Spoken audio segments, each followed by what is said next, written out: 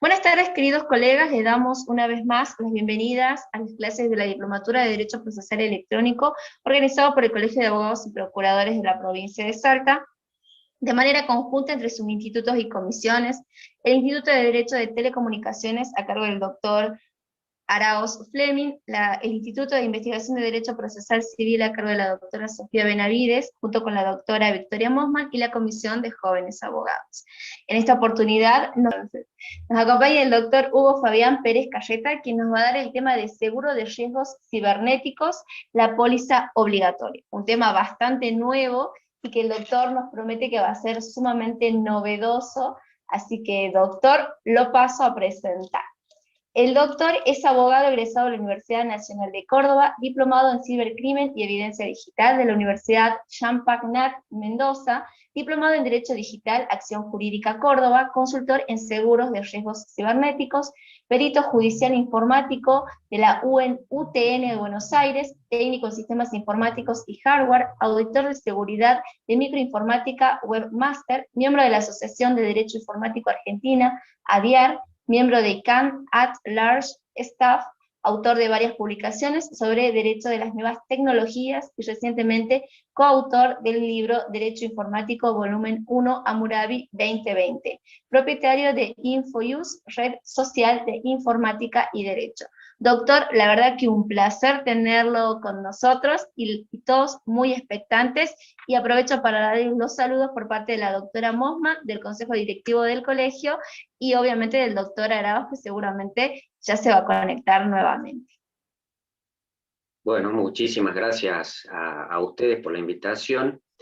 La verdad que no solo que es un placer, sino que es un desafío estar aquí hoy con ustedes, porque como bien dijiste, los seguros de riesgos cibernéticos, o el seguro de riesgo cibernético, es algo que no se conoce mucho, no se habla mucho, hay muy poquita bibliografía, al punto que me animo a decirles que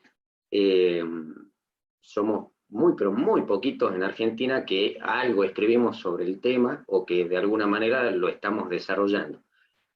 Así que la idea de esta charla hoy es darle una presentación de esto, que son el seguro de riesgo cibernético, darle un pantallazo, contarles de qué se trata, qué abarca, en qué consiste, definirlo, comentar los elementos, y para lo cual vamos a dividir la charla en lo que yo normalmente digo, cuando tiene dos partes, digamos, una parte linda y una parte no tan linda, o aburrida, es la parte aburrida, empieza ahora, después del break vamos a seguir con la parte divertida, vamos a intentar hacer unas demostraciones en vivo, y bueno, crucen los dedos, que salga todo bien para que puedan disfrutar de eso, ¿sí?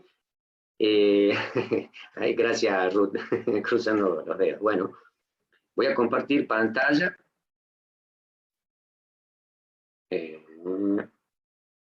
Compartir.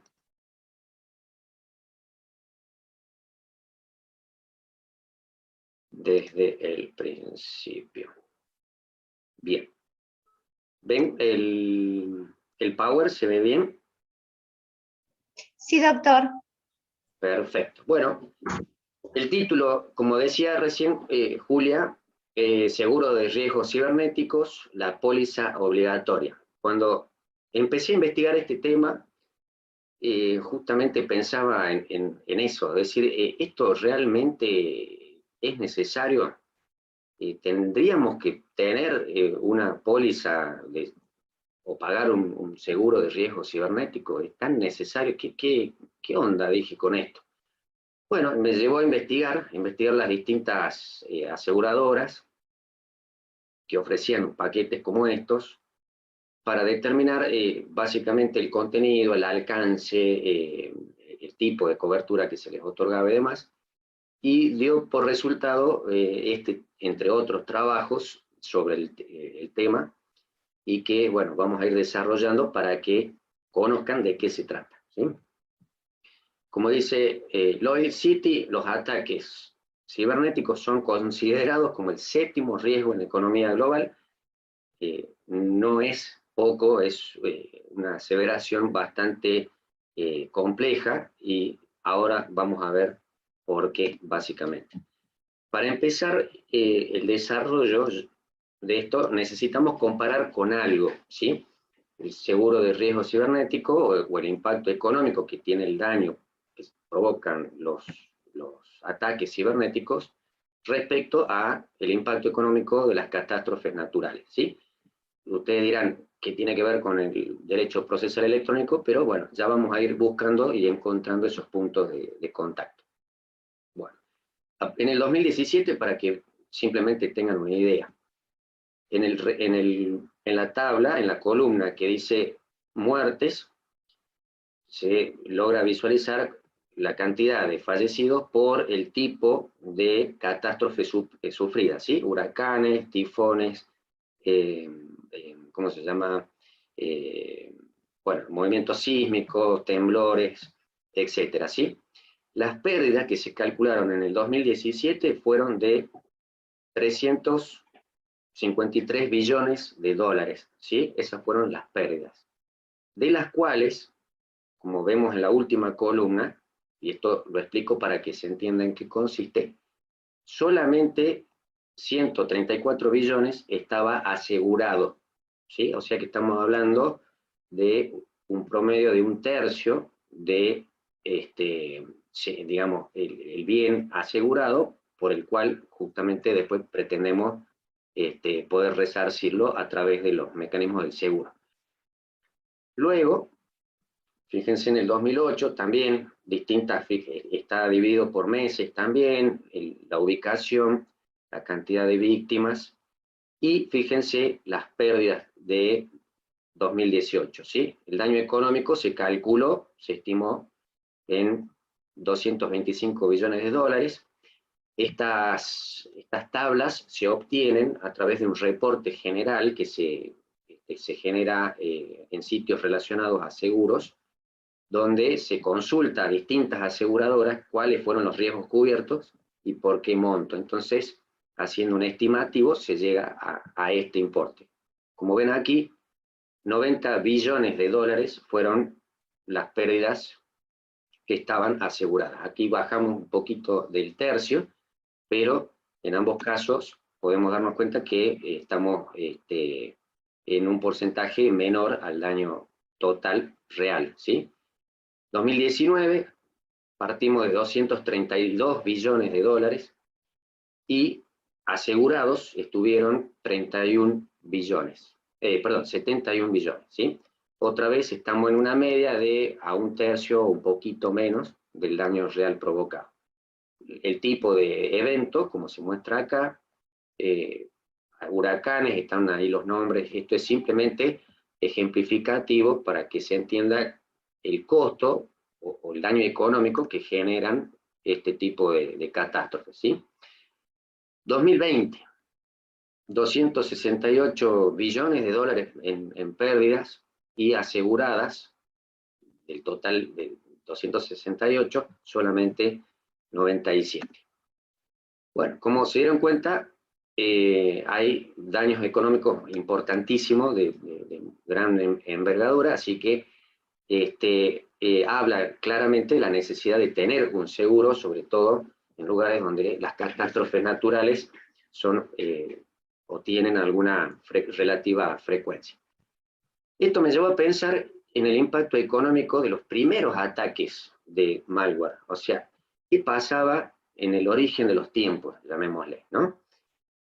Y fíjense la fecha, en 1988 teníamos el Morris, un virus que, recuerden que para esa fecha, el promedio, como les muestro ahí, eran 60.000 ordenadores conectados a Internet, eran muy poquitos, no todo el mundo tenía, y el 10% de esos ordenadores fueron afectados con este virus, y se estima un cálculo de 96 millones de dólares, hablando de un virus, o un malware, perdón, mejor dicho, de 1988. Yo tenía 8 años, ¿sí?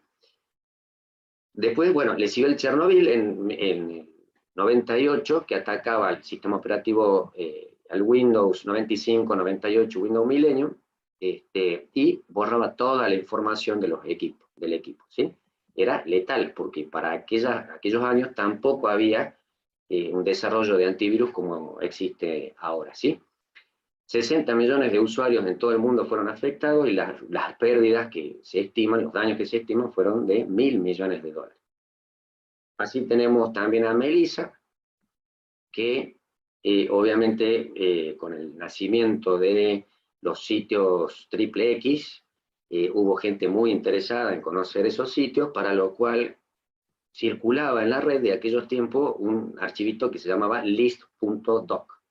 Bueno, al ejecutar ese archivo, se infectaba toda la computadora, infectaba los archivos de Word, bueno, se estimó la pérdida en 80 millones de dólares. Como ven, los números son muy, muy altos.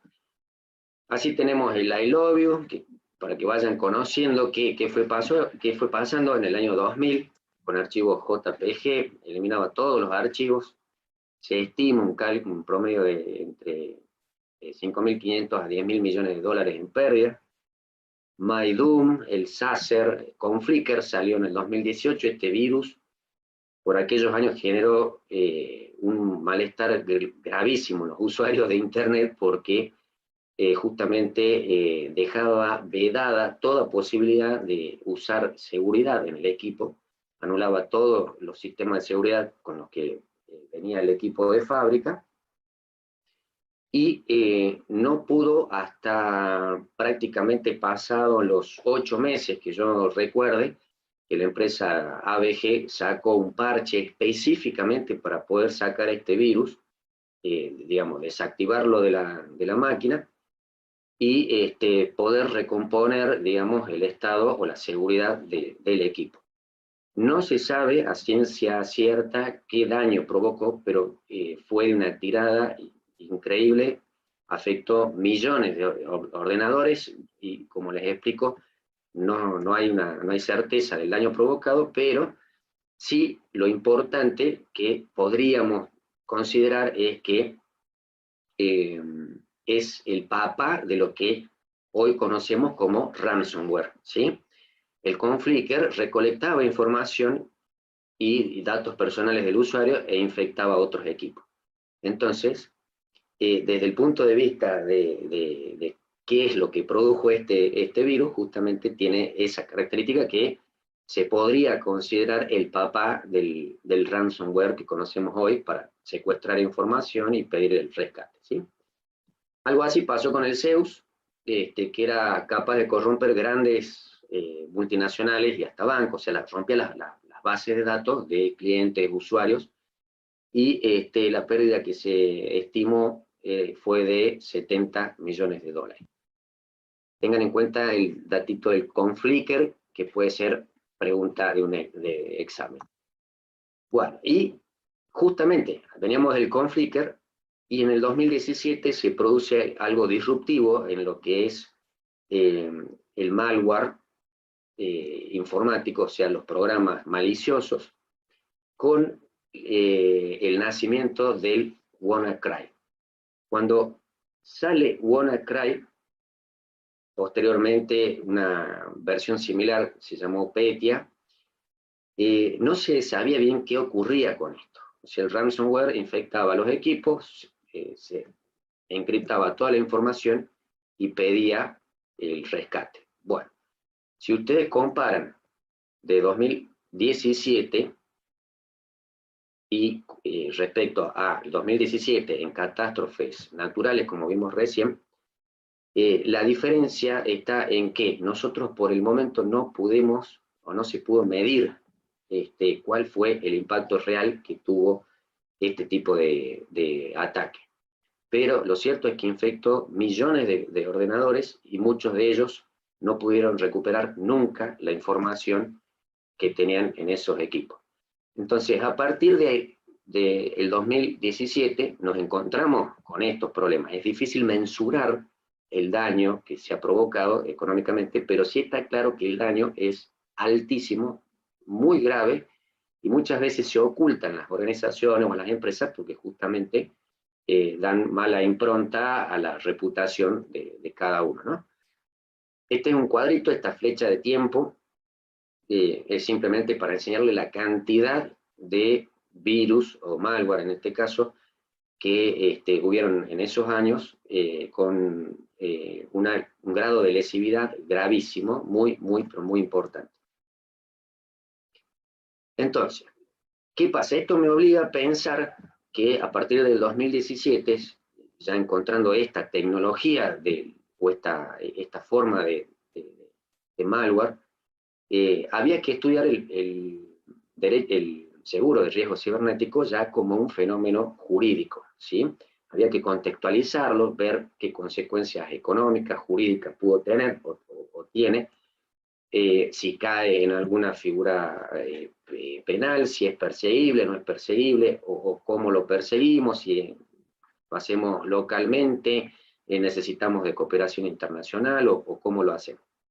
Y para que tengan en cuenta, Lloyds, que es un grupo bancario, un broker, el broker más antiguo de Inglaterra, nació en 1765, nos dice que la pérdida económica estimada por ataques a las redes eléctricas de Estados Unidos ronda los 243.000 millones a $1 billón.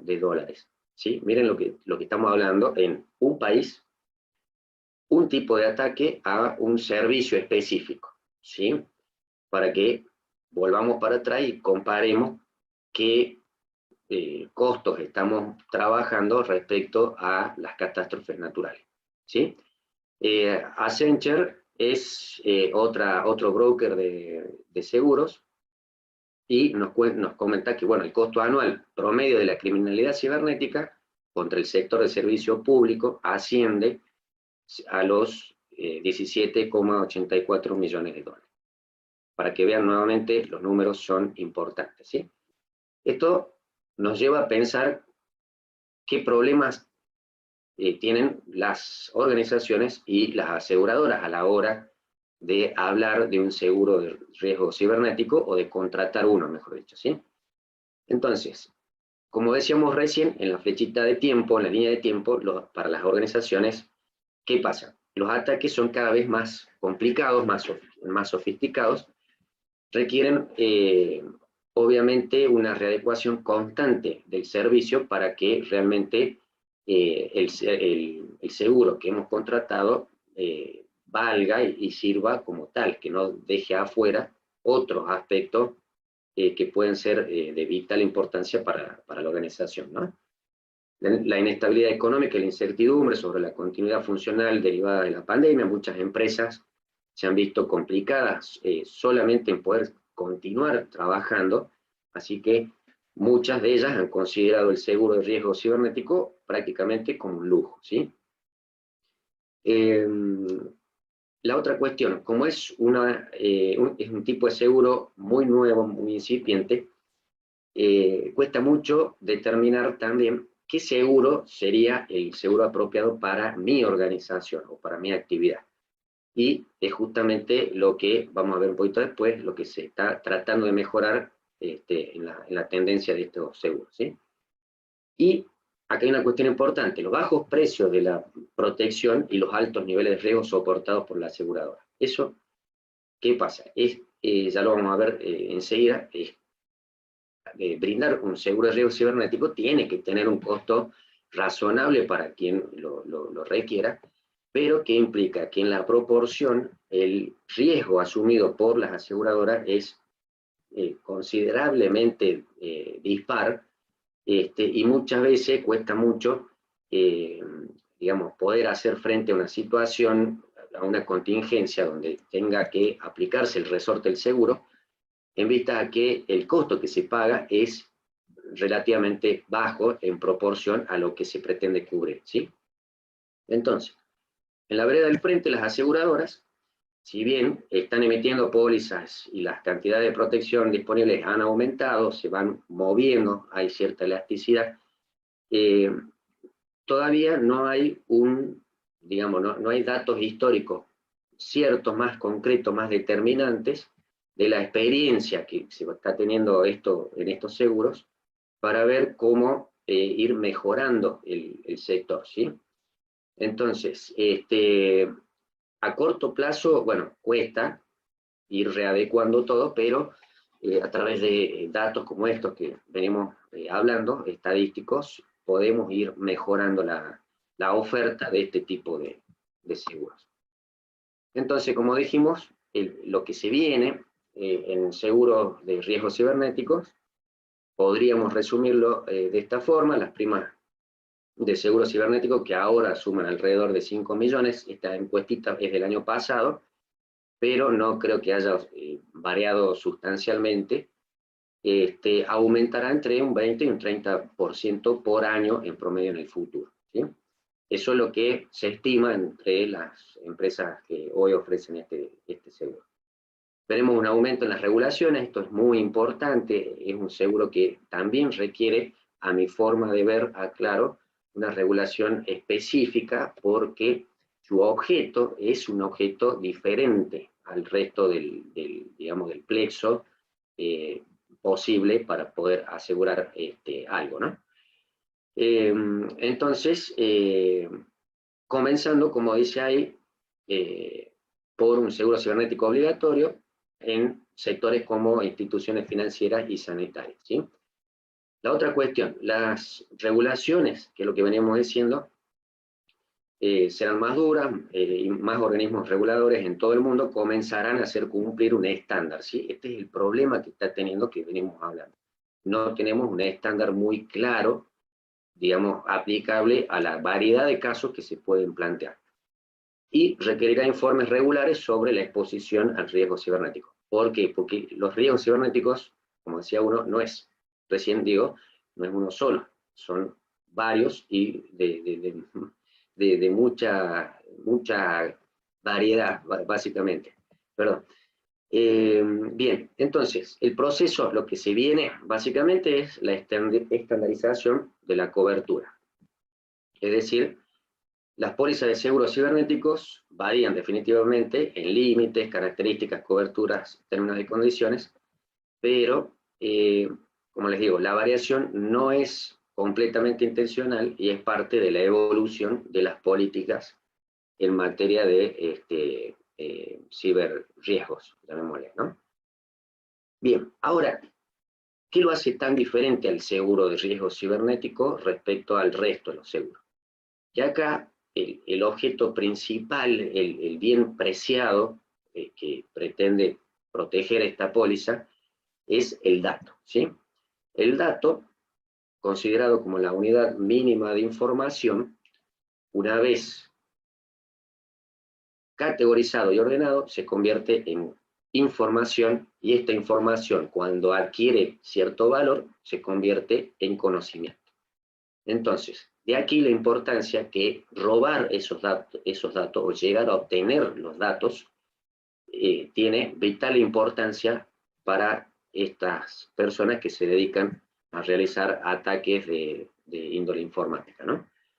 Los datos son un activo vital en las organizaciones que, bien utilizados, tienen posibilidades infinitas para la gestión y toma de decisiones. Es decir, si yo robo los datos de una empresa que fabrica, por decir, no sé, el vehículo que funciona con agua, bueno, muy probablemente interfiera en las decisiones de esa empresa, provoque que, digamos, le genere algún daño patrimonial o un daño económico, un daño en su reputación, o que adultere esa información y la empresa termine sacando a la venta un producto defectuoso, ¿sí? Por otro lado, los datos son el motor de la transformación digital de todos los sectores económicos. Por eso, insisto en la importancia de esto. Los datos son el combustible del Big Data y son un valor de cambio en la Dark Web. ¿Qué quiere decir? Que muchas veces se ataca ciertas organizaciones para exfiltrar la información o robar los datos, solamente con la finalidad de venderlos en la Deep Web o en la Dark Web, a fin de que la competencia o alguien interesado por ese producto o algo de esa empresa, en definitiva, sea quien lo adquiera al mejor precio sin realizar los esfuerzos pertinentes para investigar lo que en definitiva se está tratando de producir, ¿sí? Tengan en cuenta ese dato. El objeto principal de la protección en definitiva son o es el dato. Bien, ahora nos vamos a adentrar un poquito en el seguro propiamente dicho. El manual de principios técnicos de seguros, ahí les dejo la cita en cada parte de la diapo, en cada diapositiva van a ver una pequeña cita por si quieren ampliar el contenido, no hay ningún problema. Nos habla del riesgo asegurable, ¿sí? Es la posibilidad de sufrir una pérdida o un daño, o una eventualidad, o algo que tiene la posibilidad de suceder, un acontecimiento incierto, que de ocurrir, esto es lo importante, traerá consecuencias, o bueno, digamos, relacionado a un desequilibrio económico para la persona o la entidad que lo sufre, ¿sí? Eso se considera riesgo asegurable en el sentido tradicional, ¿sí? Entonces, a la pregunta, ahora, ¿quién podrá defendernos? Que ya sabemos quién la hace, tenemos una respuesta inicial que es los seguros tradicionales, ¿sí? Bueno, pero los seguros tradicionales tienen características determinadas, privativas, ¿sí? Respecto del riesgo asegurable, los cuales, ¿sí? O mejor dicho, el riesgo asegurable debe ser incierto, aleatorio, posible, concreto, de interés, o lícito interés, mejor dicho, fortuito, de contenido económico, y extraño a la voluntad de las partes, ¿sí? Todos estos requisitos tiene que tener el riesgo asegurable en la concepción de los seguros tradicionales. Pero vamos a ver que el riesgo cibernético es un riesgo bastante más abarcativo, y además de lo que ya dijimos en relación a los riesgos tradicionales, además de incierto, es eventual, ¿sí? Porque está sujeto a un acontecimiento impreciso, prácticamente impredecible. En cualquier momento nos podemos infectar de un malware y no nos vamos a enterar, ¿sí? Es aleatorio y de alcance ilimitado, en el sentido que ya desconoce límites geográficos, culturales, económicos, y puede tomar tanto como víctima, tanto a particulares como a entidades públicas y privadas. Luego vamos a ver si en la póliza se puede dar cobertura a este tipo de entidades, ¿sí? Es posible, ¿por qué? Porque aun cuando uno tome toda la diligencia, la posibilidad de sufrir un daño está siempre latente. Es relativamente previsible, debido a que en la actualidad, como ya sabemos, por el solo hecho de navegar en Internet, ya corremos algún tipo de riesgo, ¿sí?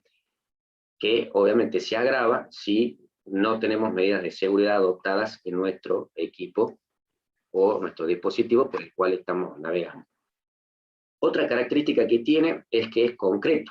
El daño ocasionado por el mismo a la víctima se puede valorar cuantitativa y cualitativamente. Como dijimos, si bien podemos llegar a tener ese dato no siempre se publicita, ¿sí? O sea que sabemos que el daño se ocasionó y en qué medida, pero lo que no está disponible al público en general es el costo que ha tenido real, digamos, esa afectación, ¿sí? Deriva de actos considerados ilícitos por el derecho. En ningún país estimo yo que un ataque cibernético, un acceso indebido a un sistema informático, romper bases de datos, exfiltrar información, difícilmente esté autorizado por algunos países, no quizás por la vía legal ordinaria, posiblemente a través del espionaje, se autorice de alguna manera, pero considero que deriva de actos ilícitos, ¿sí? Y, bueno, el lícito interés tiene que ver con lo que ya vimos un poquito en el tradicional, que el Estado debe poner los medios y los recursos para su protección. O sea, debe estar interesado en poder ofrecer algo o reglamentar algo que vaya en en protección de este tipo de incidentes. Puede afectar derechos de contenido patrimonial propios o de terceros, e incluso puede ser extensivo a los de contenido moral y extrapatrimonial. Dato muy importante, ¿sí? Porque, como me pasó una vez, una cliente mía haciendo un trabajo de tesis para recibirse con esa tesis, perdió toda la información a través de, bueno, una actualización del sistema operativo que terminó rompiendo partes de la instalación anterior, donde estaba el archivo importante, terminó perdiendo todo. Bueno, tuve que hacer una recuperación de datos, pero imagínense el daño moral que se le hubiese producido a esa persona por una actualización que involuntariamente hizo de Windows 10, que no te deja ni siquiera poder frenarla directamente, se hace y listo. Te guste o no te guste, el sistema se actualiza y, independientemente de las consecuencias que pueda tener, puede generar un daño grave. Por eso lo importante de que también tiene contenido moral o extrapatrimonial. Se desarrolla en entornos online y offline. ¿Qué quiere decir? Que no es necesario que estemos conectados a Internet. Una red interna que no tenga acceso a Internet y se haya infectado o la hayan infectado con un pendrive que nos prestaron, enchufamos el pendrive y se pasó el malware a la compu, terminamos rompiendo toda la información, borrando, renombrando datos del equipo, bueno, nos deja fuera de batalla. Es dinámico debido a las técnicas, como dijimos recién, están en constante evolución, es complejo por estar compuesto de varios aspectos. No se trata de un solo, me atacan los hackers, no es solamente el único aspecto que hay que tener en cuenta. Las consecuencias legales acá pueden ser desfavorables tanto para quien es víctima del incidente de seguridad informática, puede generar esta responsabilidad que venimos diciendo por acción u omisión, incluso frente a los terceros. Es decir, alguien que utiliza mi sitio web infectado o hackeado previamente y se le provoca un daño en la computadora con la que accedió al sitio, y sufre efectivamente un daño, también puede ser la persona quien accione contra nosotros por digamos, el daño provocado en el equipo. Entonces, ¿qué es un seguro de riesgo cibernético? Es un contrato por el cual el tomador, cualquiera de las empresas de seguro, en este momento hay alrededor de 5 en Argentina que están ofreciendo este seguro, y yo hago asesoría de esto para determinar en el cliente cuál sería la póliza más ajustada a la necesidad de él, ¿sí?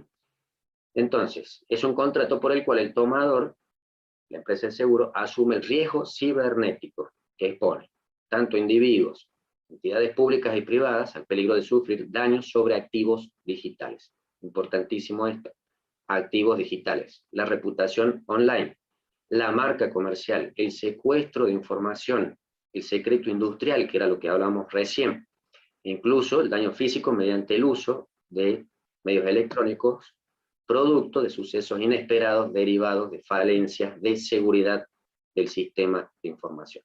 ¿Sí? Importante esto último, falencias de seguridad. O sea, ¿por qué ocurren estas cosas? Porque, en definitiva, seguros en entornos digitales, 100% no vamos a estar nunca. Siempre hay algo nuevo, siempre hay una técnica nueva, siempre hay un sitio que regala información sobre estas cosas. Como ya tenemos una idea, el contrato de seguro tiene básicamente los mismos caracteres de contratos tradicionales, ¿sí? Se puede considerar como un contrato de consumo, ¿sí? Y a la vez como un contrato de adhesión. No vamos a ahondar mucho en esto, porque ya sabemos que son contratos de consumo y que son contratos de adhesión. En la diapositiva lo van a poder ampliar cuando quieran. Sí me parece importante que, como se trata de un contrato de consumo, en el fallo que se ve acá al medio, Sidnet Sidner versus la Meridional, se sentó una jurisprudencia muy importante respecto a la prescripción. ¿Y qué nos dice la ley especial, que es la ley de seguros? Un año, ¿sí?, es el plazo de prescripción que establece la ley de seguros. Que si bien es ley especial, la jurisprudencia que surge de este fallo considera particularmente que por tratarse de un contrato que es inicialmente de consumo, le debe correr el plazo de prescripción de los 5 años. ¿Sí? Estos son datitos que les voy aportando porque uno nunca sabe, capaz que mañana les llega un caso donde hay un seguro de riesgo cibernético que se está por ejecutar, y no sabemos qué plazo es el que nos está corriendo, y para que se queden tranquilos, esta jurisprudencia ha sentado ese principio, ¿sí? Por ello, como dice acá el doctor Waldo Sobrino, es un artículo de él que también lo pueden ampliar, no solo en el tema de prescripción, sino también en cuestiones como reticencia, deber de información, cláusulas abusivas, contrato de consumo, publicidad, responsabilidad, etcétera, ¿sí? Bueno, básicamente tenemos esos elementos. Ahora, como ya dijimos también, el contrato de cyber risk, de seguro de riesgo cibernético, tiene básicamente los mismos elementos. También tiene un objeto que dijimos ya, que nuestro principal objeto es el dato, ¿sí? Y el artículo 2 de la Ley de Seguros establece que el contrato de seguros puede tener como objeto toda clase de riesgo siempre que exista interés asegurable, salvo prohibición expresa de la ley, extremos claramente presentes en este moderno esquema del riesgo cibernético, ¿sí? ¿Hay interés asegurable en protegernos del ransomware, por ejemplo? Claro que lo hay, ¿sí? Entonces, respecto a esta cuestión del objeto, es toda clase de riesgo siempre que exista un interés asegurable. Esa es la pregunta que nos deberíamos hacer a la hora de determinar si realmente nuestra actividad o nuestra empresa o nuestra organización requiere de un seguro como este. Como todos los contratos, requiere el consentimiento, y esto en modo muy genérico, las partes que pueden estar interesadas para contratar un seguro como estos son los administradores, directivos o socios, responsables de seguridad, director de cumplimiento o asesoría jurídica interna de la sociedad, empleados o empresas y pymes, también el Estado en algunas reparticiones particulares, aunque con menor medida, y con algunas excepcionalidades según la empresa de que se trate. No todas ofrecen el seguro de riesgo cibernético para reparticiones públicas, ¿sí? Bueno, las limitaciones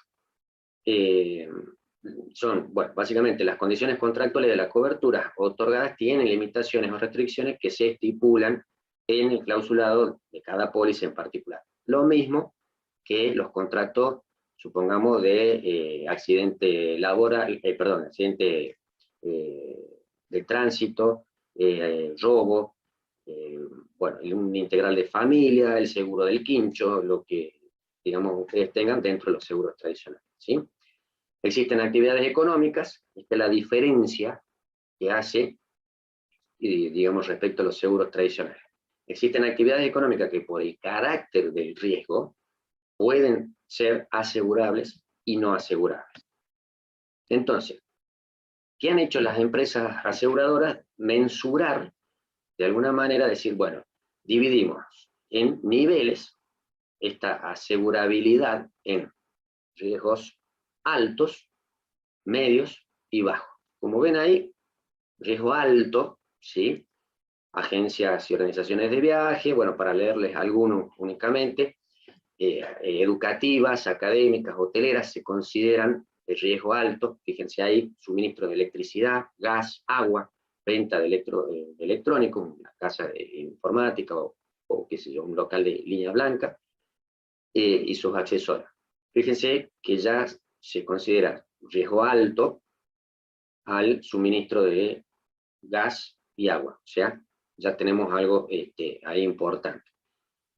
Como riesgo medio, bueno, las que les comento ahí, editoriales, imprenta, profesionales y salas de cine, teatros, y con riesgo bajo por la cantidad de información de valor que consideran los seguros que tienen las bibliotecas. Contrariamente a lo que uno podría decir, bueno, en la biblioteca hay datos importantes, bueno, no son los datos importantes que le generan el valor económico que están pretendiendo aquellos que pretenden perpetrar contra las organizaciones algún tipo de ataque y re, recabar información, ¿sí? Bueno, tenemos las no asegurables. Directamente los seguros dicen a esto no.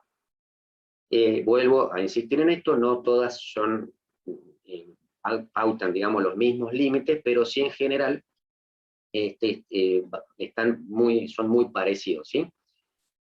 Juegos de azar, los que conocíamos como cibercafé, los laboratorios clínicos y médicos, ingresos mayores a 5 millones de dólares al año, o el equivalente en pesos argentinos, empresas de más de 200 empleados, bueno, que no tengan siniestralidad, que digamos no haya antecedentes de que habitualmente tienen algún tipo de inconveniente, las cabinas telefónicas, de telecomunicaciones, servicios informáticos, algunos, no todos, ¿sí? Y administración pública, como dijimos también, algunas. Siempre hay que estar al caso concreto.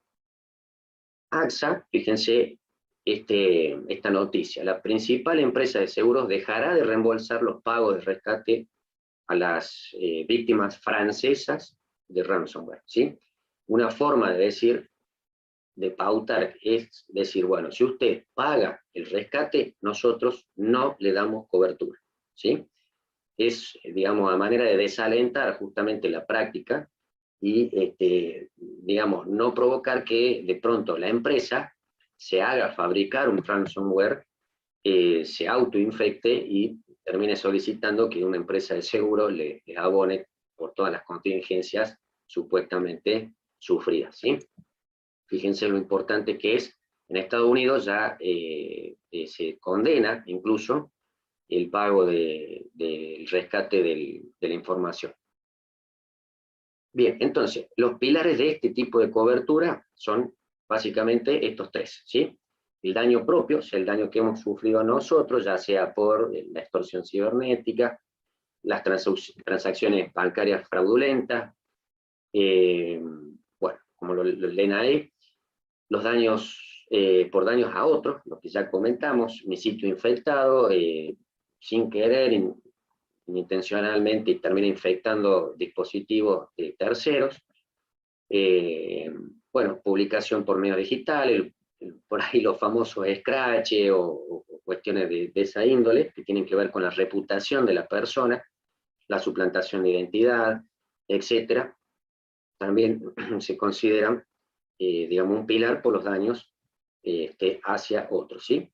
Y el manejo de crisis, que significa los gastos forenses, o sea, saber o tratar de interpretar qué es lo que ha pasado en la organización, qué es lo que ocurrió, de qué manera, y tratar de, digamos, mediante peritos informáticos o hacker, ya sea utilizar una ciberdefensa para, digamos, restituir al estado anterior, pero bueno, todo eso también tiene costos.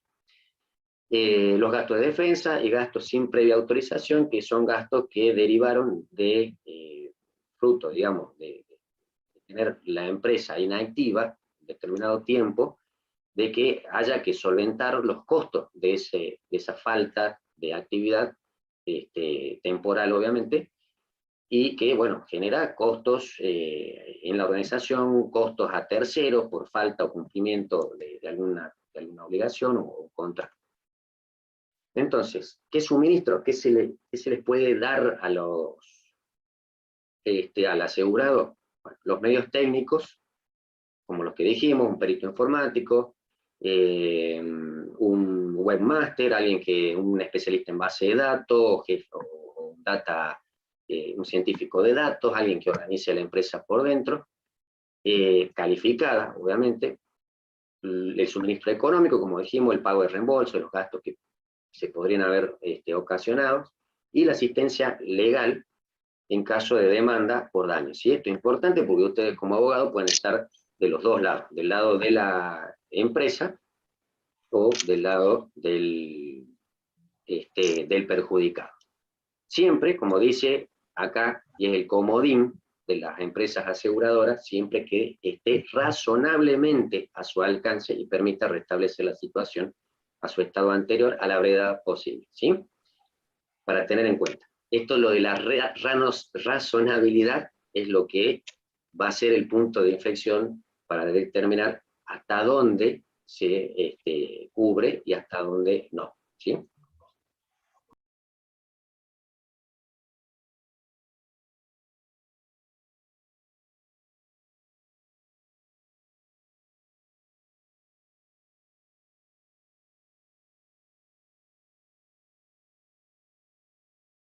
Bueno, esta es la parte que también ustedes dirán, che, pero ¿y cómo se calcula? ¿En base a qué pago el seguro que yo estoy queriendo contratar? O sea, una pregunta que no es poco interesante, digamos, ¿sí? Entonces, como es difícil saber qué valor tienen tus datos, o sea, nuestros datos empresariales, nuestros datos laborales, nuestros datos organizacionales, ¿no? Entonces, ¿cómo se organizó el criterio dentro de las aseguradoras? ¿Sí? Entonces, ¿qué tienen en cuenta estos ítems? El tipo de actividad económica, a la que las aseguradoras le otorgan un nivel de riesgo medio y alto, o no asegurable, como el que acabamos de ver, la suma asegurada y deducible, ambos en dólares, ¿sí? Y los ingresos, este es el factor principal, los ingresos del asegurado, también en dólares, que puede variar entre 0 a $100.000 al año, en su primer tramo, y puede llegar como máximo hasta los 5 millones de dólares anuales. Por eso decíamos que no se aseguran importes mayores a 5 millones de dólares, ¿sí? Entonces, actividad económica, la suma que se pretende asegurar y deducir, ambos en dólares, y los ingresos anuales. Ese es el parámetro, digamos, en cuanto a la mensura digamos, para poder aplicar la prima, ¿sí? La prima es el precio del seguro, que representa la contraprestación del riesgo asumido por el asegurador, ¿sí? Entonces, la aseguradora determina una prima técnica, se llama, que es la información esta de estos 3 ítems, a partir de la información que les da el interesado. Entonces, supongamos la situación. Yo digo, bueno, gano $1 millón al año.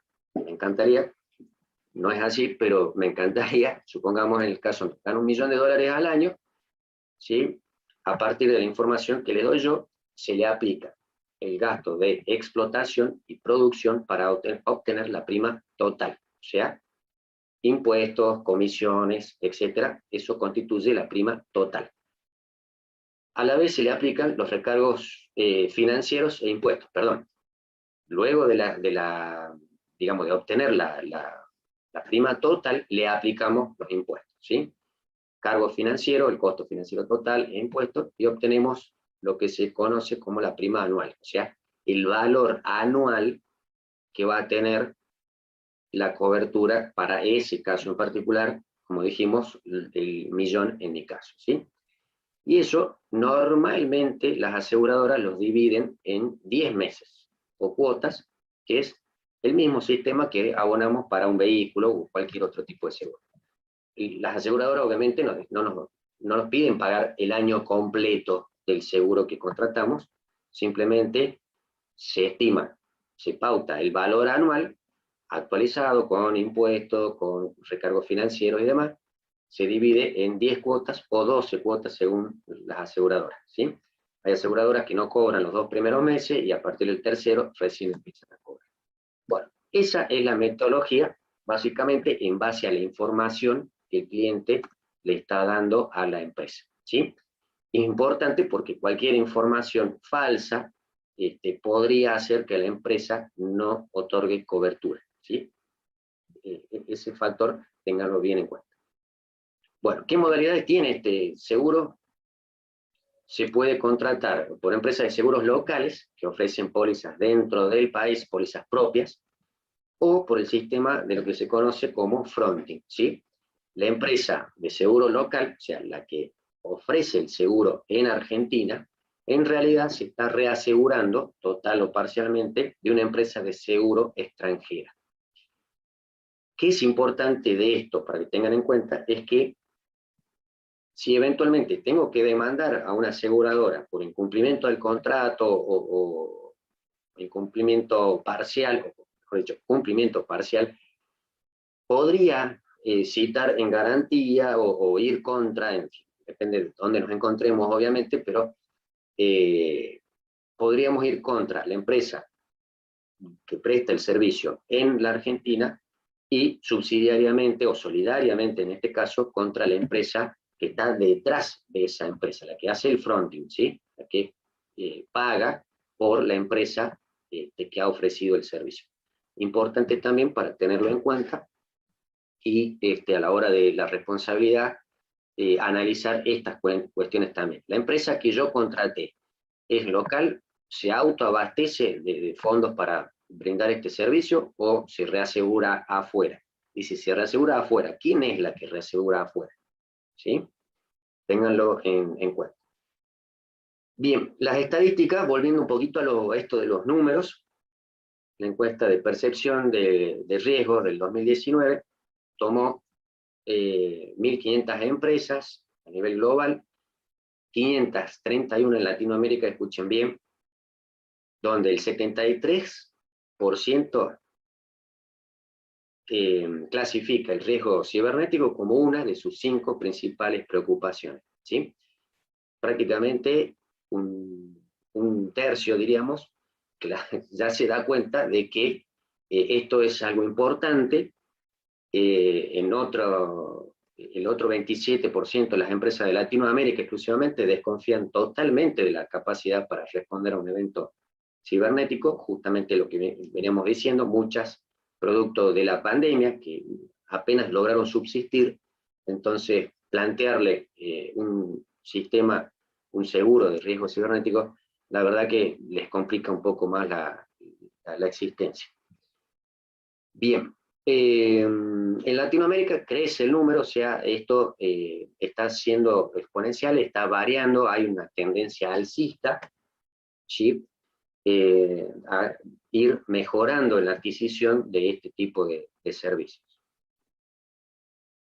Acá me pareció importante este dato, también es de estadística. Kaspersky, una de las empresas más importantes de antivirus del mundo, son grandes investigadores realmente, nos comenta esto, que solo en Argentina, ¿no? Entre febrero y marzo del año pasado, los ataques se incrementaron un 400%, pasando, escuchen bien, de 353.000 ataques a 1.7 millones, 1.700.000, ¿sí? Así que, para que se den una idea, el panorama se ha agravado y realmente estamos más cerca de esto, como se llama, como se tituló la charla, de tener un seguro, diríamos casi obligatorio en estas cuestiones. Check Point, otra empresa de seguridad informática, habla de que, bueno, el 80% de las organizaciones reconocen mucha demanda de ciberseguridad, pero pocos recursos, ¿sí? Volvemos a lo mismo. Es un tema recurrente hoy en las organizaciones. Imagínense en Argentina, es un problema realmente complicado a la hora de pensar, e incluso empresas que yo considero que tienen cierta capacidad para pagarlo, también son reticentes a adquirir este tipo de servicios. Bien, y acá ya nos empezamos a adentrar en la cuestión procesal, que es lo que motiva esta charla, ¿sí? Porque ustedes hasta acá deben decir, bueno, sí, todo muy lindo con el seguro de riesgo cibernético, pero ¿qué tiene que ver con la diplomatura de Derecho Procesal Electrónico? Entonces, dije, bueno, vamos a buscar los puntos de conexión con esta asignatura. Fíjense lo que dijo el Tribunal Superior de la provincia de Córdoba. Con las denominaciones juicio digital o ciberjuicio, intentamos caracterizar la tramitación total o preponderante de un juicio oral penal, ¿sí? Esto, obviamente, fue a los albores de la pandemia prácticamente, porque solamente consideraba los juicios orales penales. Hoy es tranquilamente viable en juicio de prácticamente toda índole, ¿sí? Que se puedan llevar de esta manera, con todos sus aspectos procesales y con el debido resguardo de las garantías constitucionales, en el espacio virtual o ciberespacio, mediante herramientas tecnológicas digitales interactivas de comunicación directa que transmitan y reciban en forma simultánea y en tiempo real imágenes y datos a distancia en una misma reunión entre múltiples personas ubicadas entre uno o más sitios geográficamente distantes.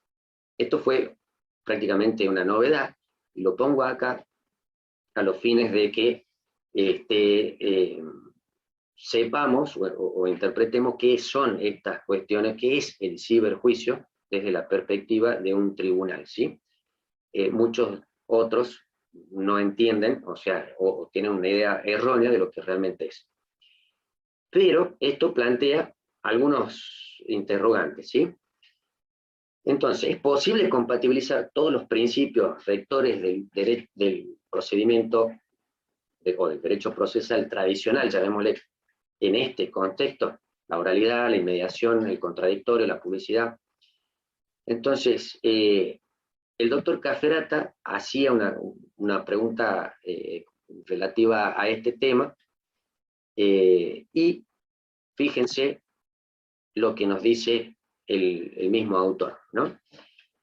La aplicabilidad por las razones de fuerza mayor, como la pandemia o cuando exista consenso para que ellos, consenso para ellos, entre los jueces, o todos los sujetos del proceso, o aún sin él, cuando se tratara de delito de poca gravedad, siempre llevándolo a la cuestión penal, adviertan eso, o adecuado en todos los supuestos, las normas vigentes sobre los aspectos procesales respectivos para su debido cumplimiento, de modo no presencial, a través del uso correcto de una tecnología probadamente idónea.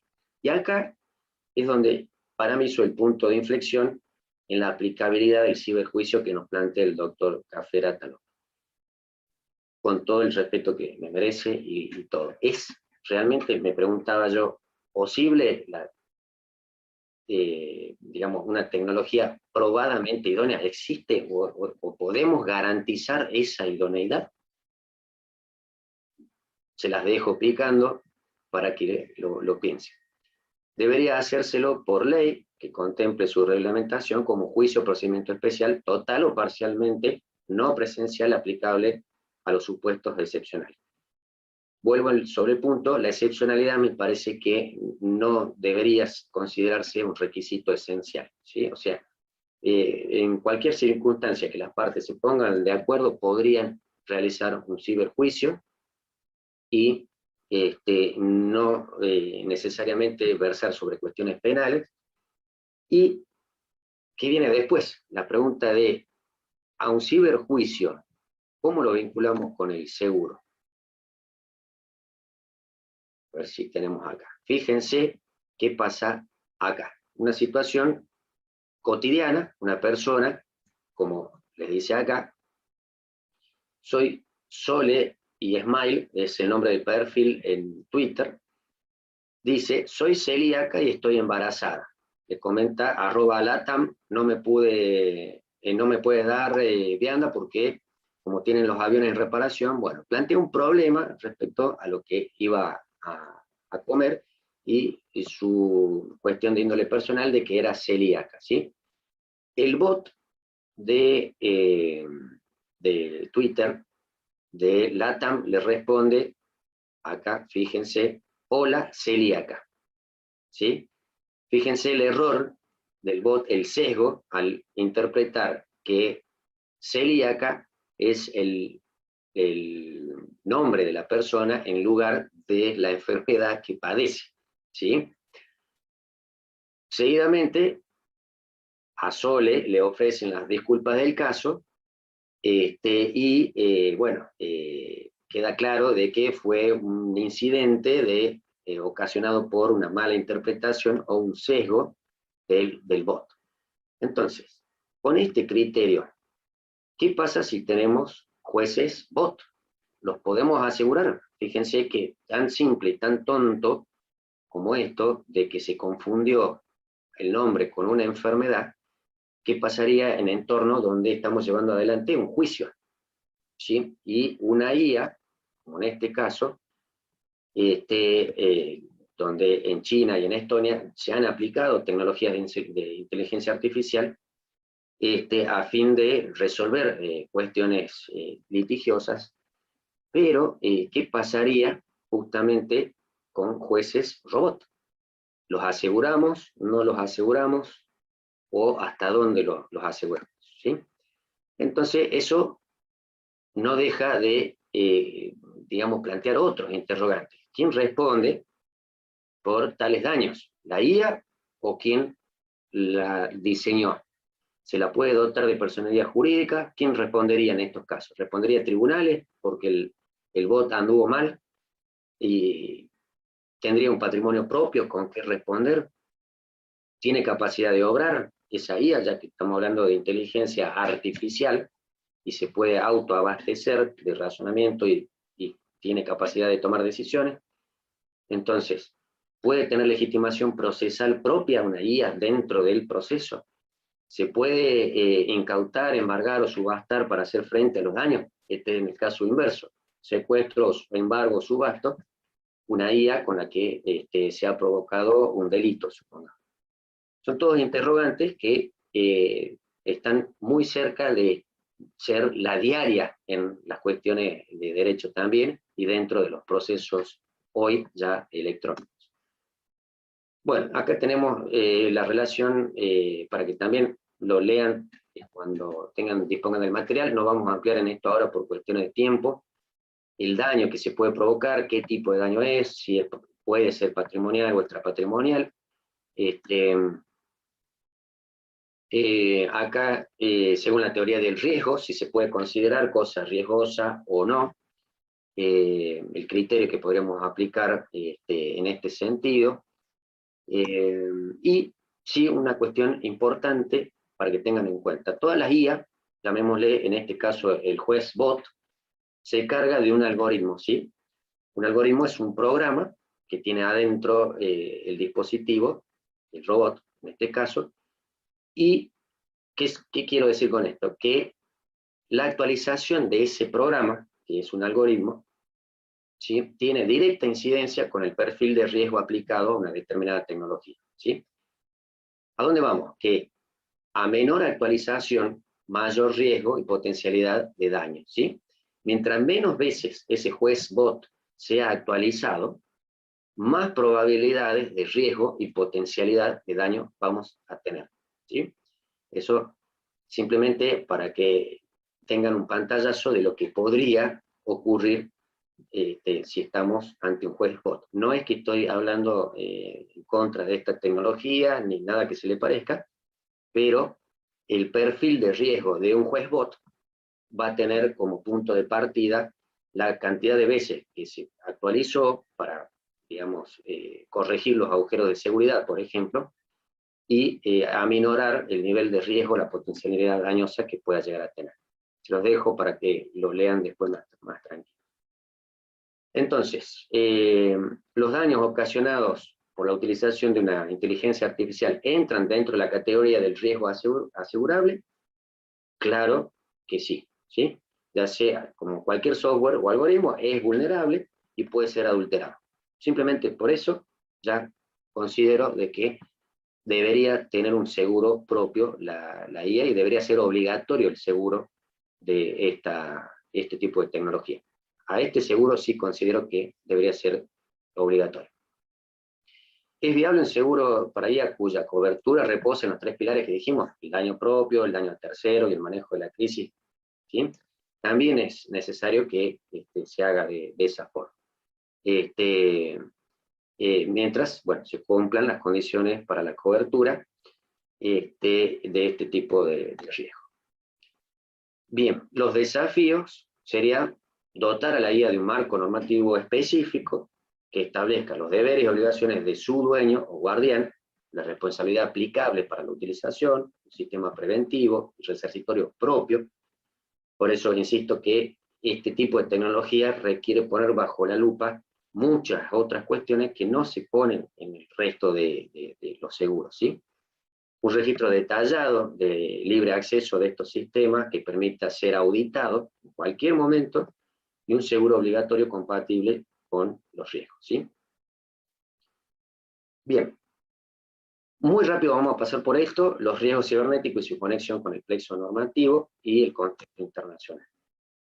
La comunicación del Banco Central, la A7266, ya prevé una cuestión relacionada a los ciberincidentes, ¿sí?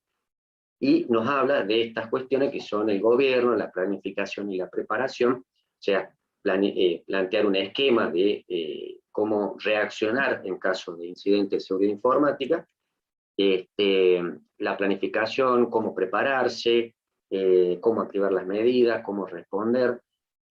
Todo esto no es ni más ni menos que planificación y preparación. Lo van a leer más tranquilo después. Continúa diciendo sobre cuestiones de análisis, cómo mitigar, o sea, una vez que ocurrió el siniestro, cómo prevenir que se agrave o erradicar la situación, digamos, que ha desencadenado ese ataque, contemplar medidas de contención, aislamiento, erradicación, que son de gran importancia. Y restauración y recuperación, es decir, establecer las pautas que deben realizarse para restaurar los sistemas y los activos afectados por un ciberincidente.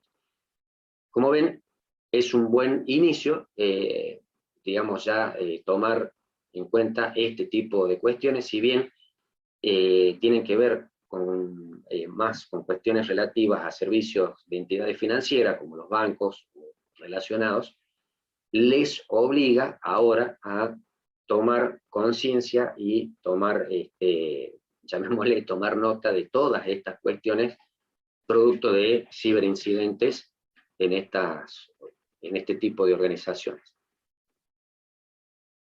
Coordinación y comunicación, tiene que haber áreas específicas relacionadas a la protección de este tipo de activos, y las mejoras continuas, ¿sí? Pensar siempre que esto no termina acá, no es que yo contrato una legión de hackers que me protejan la organización y ya se acaba el problema, o que me pago la última versión del antivirus y ya solucionamos todo el problema, porque realmente es apenas la puntita del iceberg ese tipo de cuestiones. La ITU, la International Telecommunication Union, es una entidad reconocida mundialmente, nos habla de estas dos cuestiones, ¿sí? La ciberseguridad, ¿sí?, que básicamente, para no complicarnos mucho, tiene que ver con la prevención de los ataques, ¿sí?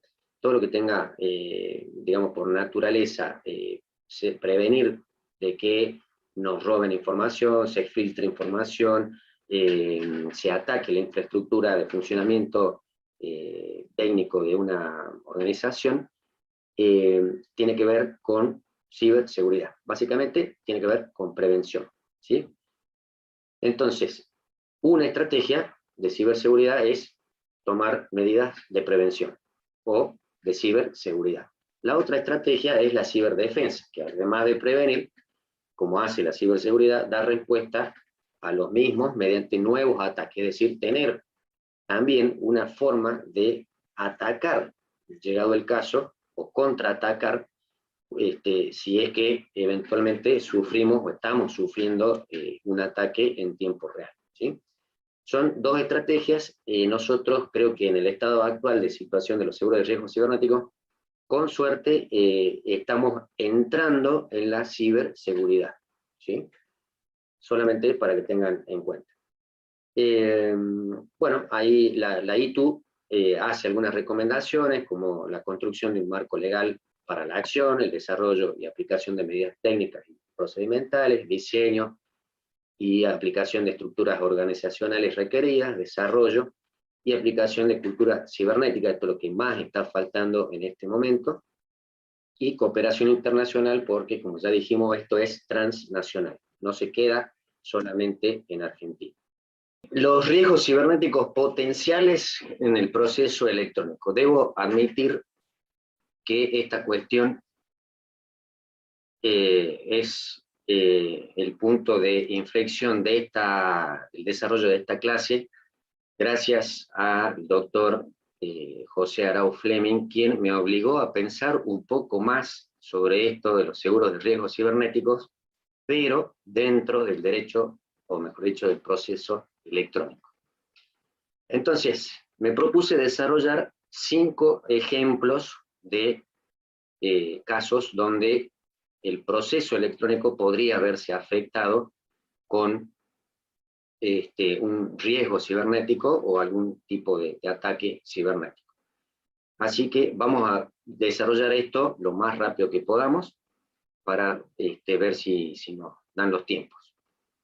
Bueno, así a grosso modo, pasando una pincelada también rápida, los riesgos potenciales del en el proceso electrónico podrían ser, ¿sí?, los ataques a contraseñas, ingeniería social como el phishing, smishing, spam, fraude online. Esto, desde ya, adelantando, pueden ser técnicas que puede utilizar la contraria con el conocimiento de alguien en materia tecnológica, obviamente, que permita hacer un ataque de esta índole como para obtener las contraseñas de la contraria, para entrar al sistema de administración de causa, tratar digamos, robar los datos del teléfono, utilizando mensajes falsos y demás, todo en el contexto de que hay un proceso en el medio, puede o no ser adversarial, pero donde pretendemos sacar ventaja de los datos o de la información que posee la contraria, ¿sí? Puede haber ataques a conexiones, redes Wi-Fi falsas, IP, webmail, DNS spoofing, son técnicas de ataque a todo lo que son los protocolos de seguridad de las redes. O sea, podría atacar la organización, el estudio jurídico de la contraria, se podrían atacar los servidores de tribunales, ¿sí? Provocar su indisponibilidad, no se pueda acceder, ¿sí? Ataques por malware, o sea, enviar virus, anuncios maliciosos, simular que soy el colegio de abogados, de Salta, mando un supuesto mail de una actualización gratuita de jurisprudencia y resulta que, bueno, mando a otro sitio y provoco que el abogado o el interesado ponga los datos y, bueno, definitivamente sea víctima de un secuestro de su información personal o comercial o bancaria y termine siendo estafado. Los troyanos, como los keylogger, que anotan todo lo que uno va escribiendo en la computadora, después puedo sacar esa información para obtener, como venimos diciendo, los datos, ¿sí? Aplicaciones maliciosas, entre otras cosas. Esto es muy por arriba, y de todo lo que hay dando vuelta y de todo lo que podríamos llegar a ser víctimas dentro del proceso electrónico, elegí 5, ¿sí? La primera es este tipo de ataque, que les comento, nada de lo que van a escuchar ahora es ciencia ficción, así que es totalmente viable. Supongamos, el Colegio de Abogados de Salta manda un aviso de que la aplicación que utilizan para acceder al sistema de administración de causas se ha actualizado, de manera que sugieren que el usuario de ese sistema pueda o deba actualizar la aplicación para obtener acceso a sus causas, ¿sí? Uno lee, dice, bueno, viene del Colegio de Abogados, debe ser legítima la actualización, sin sospechar de que, bueno, puede haber alguien en el Colegio de Abogados que manda un mail de esa naturaleza para infectar celulares, ¿sí? Estamos hablando de un escenario, digamos, ficticio, pero posible. La víctima descarga la aplicación, se la instala, y si no tiene las medidas de seguridad o su antivirus no detecta que la aplicación tiene un malware, lo que está haciendo es instalar la aplicación y conceder los permisos de lectura y escritura en lo que en el celular, en los Android, uno ve que se llama External Storage, ¿sí? El acceso a la memoria externa donde van, o donde se almacenan, mejor dicho, las fotos de las cámaras, los documentos que nos mandamos, las descargas de los correos electrónicos.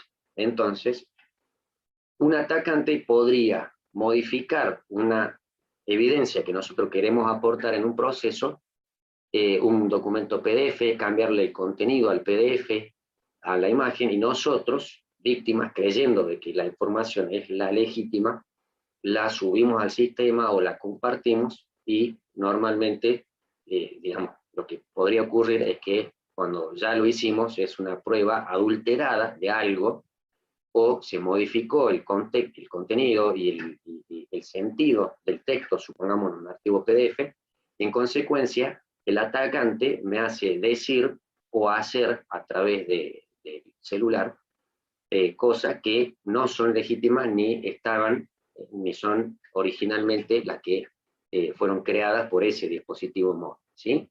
Así que imagínense, si yo quiero subir una demanda contra, por decir, Coca-Cola, y resulta que sufrí este tipo de ataque, y en la demanda que estoy subiendo, ya sea desde el celular o en el dispositivo móvil, físico, fijo quiero decir, podría ocurrir que esa demanda se sube al sistema modificada y me hace decir una cosa que yo en realidad no estoy diciendo, ¿sí?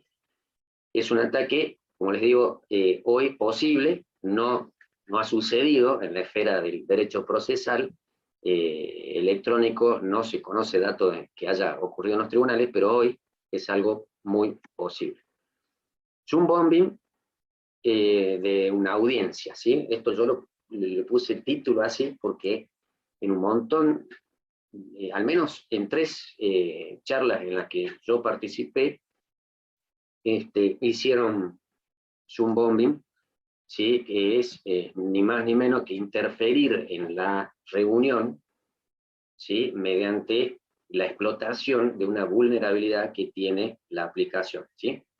¿Qué quiere decir la explotación? Es ejecutar un código que le hace creer a la aplicación que cuando ingresa al Zoom, supongamos acá ahora, el doctor Pérez Carreta ingresa como expositor, pero con los permisos de anfitrión, supongamos que le ha generado en realidad un código de programación que se explotó en la aplicación para que me dé esos permisos.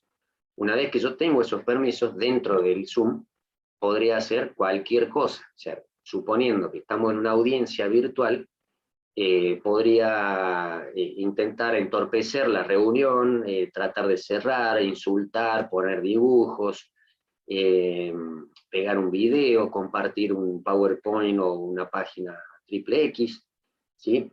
Entonces, hoy por hoy, si no se toman los recaudos correspondientes, Zoom bombing es una actividad que puede generar realmente muchas complicaciones en una audiencia, porque luego de producir un hecho como este, hay que explicar qué ha pasado, y explicarle a un juez qué es un Zoom bombing y por qué se tuvo que cancelar una audiencia, nos va a generar una serie de complicaciones bastante importantes, ¿sí?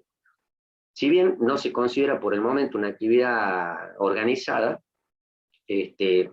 probablemente en poco tiempo sí se haga, tratando de interferir en reuniones, supongamos reuniones de índole empresarial, donde al meterse ilegítimamente en esa reunión se pueden obtener datos, ya sea de la empresa o de una estrategia comercial o una patente de invención, lo que sea, y aprovecharse de esa información para beneficio del hacker o beneficio propio, o venderla, como dijimos en la Deep Web, al mejor postor, ¿sí?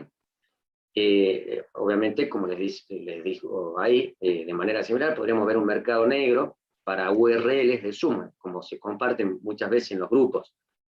Zoom de tal persona, derecho de consumidor, acá está la charla. Bueno, es muy peligroso realmente, porque si no se maneja bien esta herramienta, puede ser muy, pero muy complicado, y fundamentalmente porque la herramienta con la que se hace posible eso está disponible en la web, y entre otras aplicaciones está esta que se llama zoombrute.py, que utiliza un software de programación que se llama Python, y a través de la ejecución del código en Python se puede acceder en nuestro caso, a una audiencia con los permisos que realmente no disponemos, y contribuir a que la audiencia esa, digamos, termine siendo perjudicada de alguna manera, ¿sí?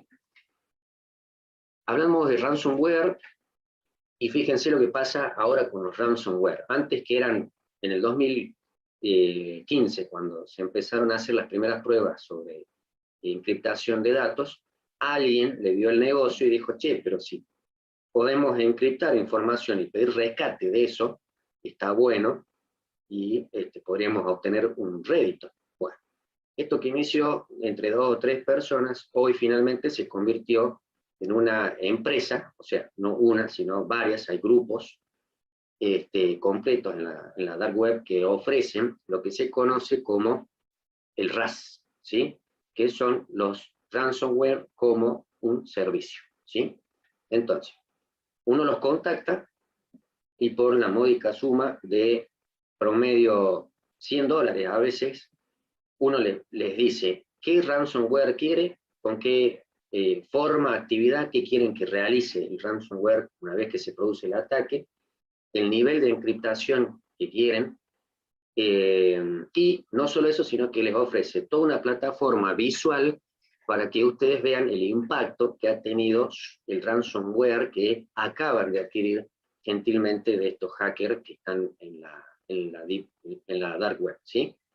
Imagínense una situación como esta. Volvemos al ejemplo, subo un documento de una prueba documental, supongamos al sistema de administración de causa de mi provincia, infectado con un ransomware que acabo de comprar, está hecho a medida y está todo fantástico porque odio a los tribunales, ¿sí?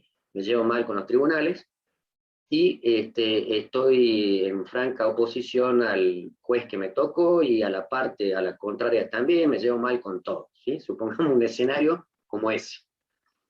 Entonces, ¿qué hago? Subo un documento infectado con ransomware, que si es un ransomware muy nuevo, muy, digamos, creado específicamente para lo que yo quiero, y no lo conocen los antivirus, es muy probable que logre filtrarse hacia los servidores de los tribunales, ¿sí? Entonces, el impacto que puedo llegar a tener es que se infecte absolutamente todo el servidor donde están no solo nuestras causas, imagínense causas con presos, causas penales, donde consta evidencia digitalizada, qué sé yo, fotos de un asesinato, de un homicidio, mejor dicho, fotos de un accidente de tránsito, que fuimos contra un seguro, distintos tipos de pruebas, ¿sí? Que se podrían ver afectadas por este tipo de tecnología que hoy está accesible a cualquier ciudadano que se pueda, que sepa entrar a la dark web y pagar por estos recursos. Así que otro de los riesgos que tenemos es este tipo de servicios, para que lo tengan en cuenta. Este es uno de los más peligrosos de todos los ataques de los que podemos ser víctimas hoy, ¿sí? El ataque de cross-site scripting, se llama, abreviado por la sigla XSS, ¿sí? Es un ataque que puede perpetrar en cualquier página web que permita ejecutar un código de script, como dijimos, puede ser Python, ¿sí? Cualquier nivel de programación, como Java, Visual Basic, o ActionScript, ¿sí? Dentro de otro sitio, ¿sí? Ahora lo voy a explicar mejor y les voy a mostrar un ejemplo. Para llevarlo a cabo es necesario encontrar un punto de entrada, normalmente son los formularios y cuadros de búsqueda, ¿sí? En las páginas web donde uno tiene el rango, digamos, de la búsqueda, ahí se puede insertar código, ¿sí? En ese caso se inserta el código directamente sobre el sitio que se está atacando, ¿sí? Estos bueno, estos datos no se validan correctamente en algunas aplicaciones, permitiendo la ejecución de ese código. Es decir, si el sitio web, volviendo a nuestro caso, el sitio web de administración de causas no tiene una protección contra este tipo de ataques, vamos a tener el inconveniente de que, bueno, vamos a ser atacados por esto, y ya voy a explicar cuál es la gravedad que tiene esto, ¿sí? En un ataque de cross-site scripting es posible acceder a partes restringidas, o sea, la parte donde entran, supongamos, solamente los jueces, ¿sí? Recuperar información del usuario, secuestrar las cuentas e incluso modificar el contenido del sitio web. Así de grave es este tipo de ataques, ¿sí? Y el ejemplo que les pongo acá es un ataque explotando un payload, se llama, cross-site scripting, a través del navegador de Internet, impacta en el servidor de la víctima, el servidor responde hacia el navegador con el script que está secuestrando, en este caso, la información de la cookie de sesión, ¿sí? O sea, la cookie de sesión que guarda los datos de acceso a nuestro Facebook, a nuestro Instagram, a la página de administración de causas, a la web de clasificados, bueno, todas esas sesiones de acceso guardan los datos de usuario y contraseña. Lo que hizo el hacker, en este caso, explotando esta vulnerabilidad, es robarse las sesiones. Si yo esa sesión la importo en mi navegador, tengo acceso exactamente igual al acceso que tiene el usuario verdadero. Y lo estoy haciendo desde la computadora, desde donde estoy provocando el ataque, ¿sí? La pregunta, y bueno, ¿pero qué nos podría pasar? Si sufrimos este tipo de ataques, se podría redireccionar a sitios no legítimos, o sea, trasladarnos hacia páginas falsas, porque nosotros, como les decía, entramos a un formulario donde creemos que cargamos unos datos y resulta que, bueno, no son tales, ¿sí? No es la página original, sino que está una página falsa, metida, embebida, se dice técnicamente, dentro del sitio original, ¿sí? Secuestro de sesiones, como ya hemos visto, para escalar privilegios, o sea, para que el usuario pueda hacer más o menos cosas como usuario administrador o usuario superadministrador dentro de esa plataforma, ¿sí? Puede colgar un malware en el sistema para provocar que se arruine la base de datos, puede ejecutar exploit, que son justamente los programas, hay páginas completas destinadas a bajarse exploit de lo que a ustedes se les ocurra, para poder hacer este tipo de ataque, que no es uno, sino que son miles de técnicas que, digamos, entrarían dentro de este tipo de ataque. Provocan un mal funcionamiento en los sistemas vulnerados o llegar a la denegación del servicio, o sea, provocar que la página a la que queremos acceder no quede disponible. Bueno, la mala noticia, ¿cuál es?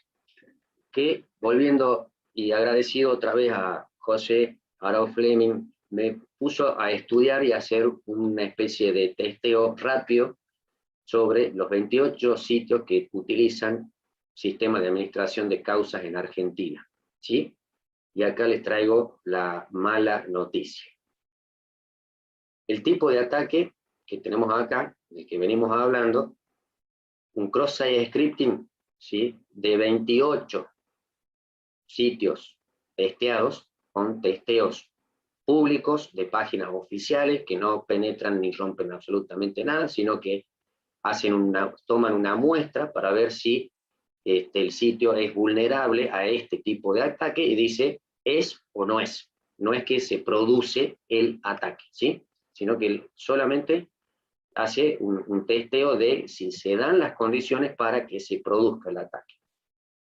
Bueno, como ven, el resultado, solamente 2 sitios de 28 en total tienen un respaldo contra este tipo de ataque.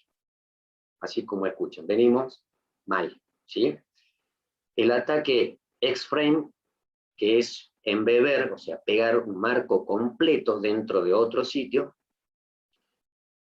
da como resultado lo mismo. O sea, yo podría pegar dentro de la página de tribunales de Córdoba un marco completo con el acceso a jurisprudencia, supongamos, de la página del colegio la página de tribunales de Salta, ¿sí? Combinar páginas pegando partes de sitios dentro de otros, ¿sí? Solamente 2 de 28 están protegidos contra este ataque. Ex-content type, o sea, incrustar frases, textos, para que lo entiendan fácil, es un poco más complejo esto, pero para que entiendan en qué consiste. Podría pegar, qué sé yo, un boletín oficial trucho, que no existe, o sea, o poner noticias falsas dentro de un sitio web. Contra este ataque no se salva nadie. Ninguna de las páginas testeadas, de las 28, como les aclaro, ninguna supera ese tipo de ataque. Después, testeos más generales, digamos, como protección a la cookie, protección de protocolos de transferencia de datos, de Internet, HTTPS, o sea, los protocolos de seguridad. El resultado no fue tan favorable tampoco. De 3, fue de los 11 testeos que se hacen con esta página que está acá abajo, de los 11 testeos solamente 3, o sea, lo más bajo que se obtuvo fueron 3, y lo más alto sobre 11 fueron 9, ¿sí? O sea, 9 sitios, 9 tipos de testeos, fue el máximo superado por alguno de estos 28 sitios, ¿sí? No quiero, digamos, dar nombre de qué página concretamente la que está mal, porque considero que esto tiene por finalidad ver solamente cómo estamos ahora, ¿sí? Cuál es la situación actual en cuanto a seguridad de los sitios que, digamos, manipulamos permanentemente como abogados. Sobre una calificación,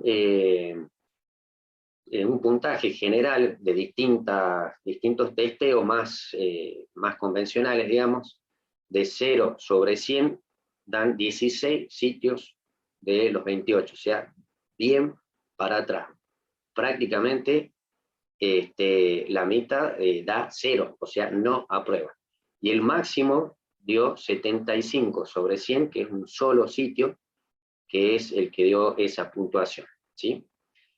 Y la calificación que usan el sistema de Estados Unidos es una calificación de A hasta la G.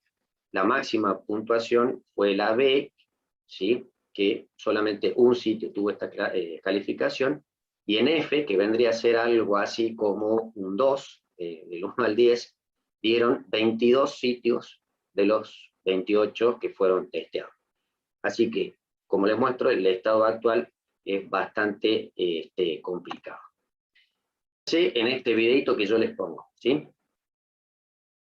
Ahí les explico. Un atacante mostrando un sitio web de ejemplo, ¿sí? Ataca a través de un código malicioso que es ubicado, en este caso, localmente, o sea, en la computadora del atacante, ¿sí? Inyecta el código malicioso en un sitio con el script que se llama WordPress, que deben haber escuchado, y al inyectar el código, lo que hace es llamar a una función específica dentro de la computadora que permite crear un usuario, ¿sí? Ahí muestra que él tiene un solo administrador, ¿sí? Y a través de la ejecución de ese código generaría un usuario igual u otro usuario con los mismos permisos, ¿sí? Ahí les muestra que creó con ese código otro usuario que se llama Flood y tiene los mismos permisos,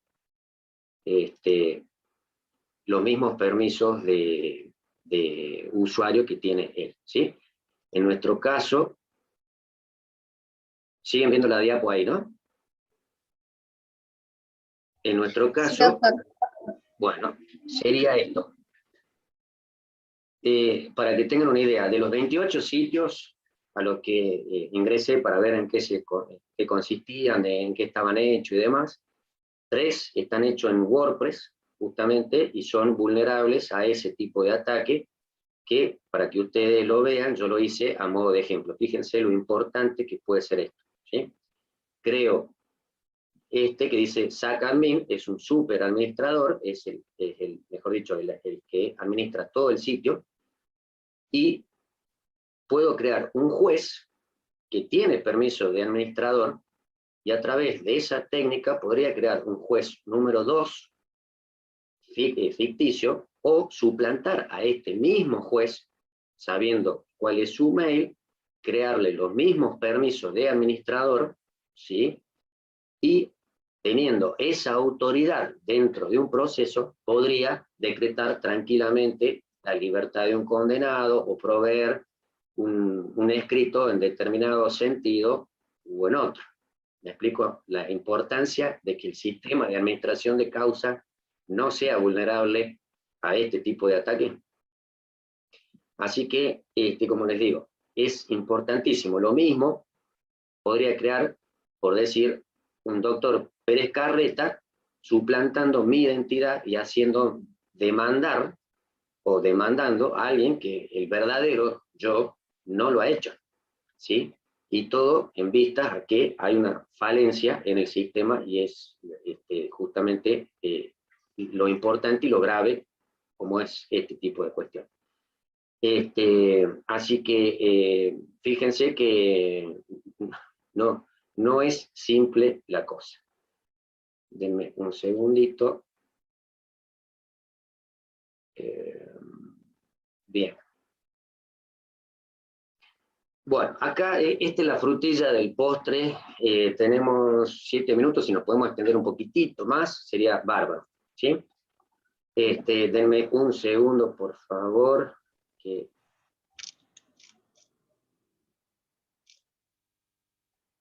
vamos a hacer así.